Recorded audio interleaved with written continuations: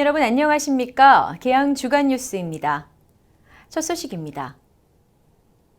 계양구는 코로나19 오미크론 변이의 확산에 대응하기 위해 관내 병원과 의원 15개소에서도 신속 항원 검사 등 코로나19 검사와 진료를 시작했습니다. 발열기침 등 호흡기 증상이 있는 구민은 코로나19 검사를 위해 보건소 선별진료소에서 장시간 기다릴 필요 없이 지정된 동네 병의원에서 호흡기 증상과 기저질환 등의 진찰을 받고 전문가용 신속 항원 검사를 거쳐 양성일 경우 선별진료소 등에서 PCR 검사를 받을 수 있습니다.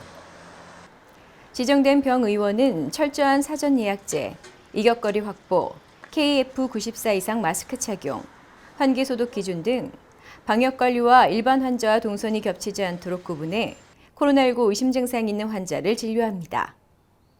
보건소 관계자는 이용할 수 있는 병의원의 목록의 게시 시점 등은 구 홈페이지와 건강보험 심사평가원 등에서 확인할 수 있으며 앞으로도 더 많은 동네 병의원이 참여하도록 진료기관을 확대할 계획이라고 말했습니다. 계양구는 2022년 상권 르네상스 공모 사업을 유치하기 위해 총력을 기울이고 있습니다.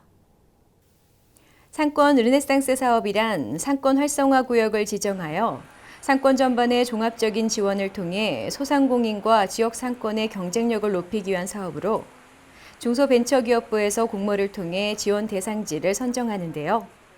지원 대상지로 선정되면 5년간 최대 100억 원의 사업비를 투입하여 테마구역 조성과 특화 상품 개발 및 문화예술 공연 등에 대한 종합적인 지원을 받게 됩니다.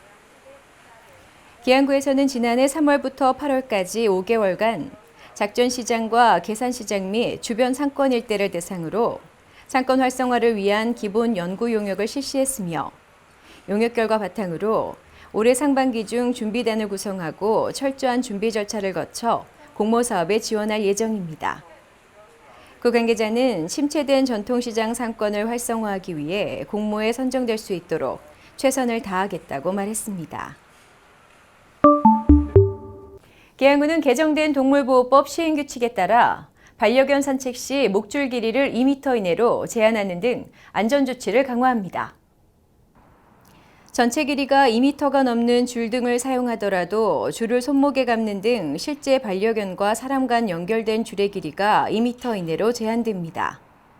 또한 승강기 등 다중주택, 다가구주택, 공동주택의 건물 내부 공용 공간에서는 반려견을 직접 안거나 목줄의 목덜미, 가슴줄의 손잡이 부분을 잡는 등 반려견이 이동할 수 없도록 안전조치를 해야 하는데요. 이를 위반할 경우 50만 원 이하의 과태료가 부과됩니다.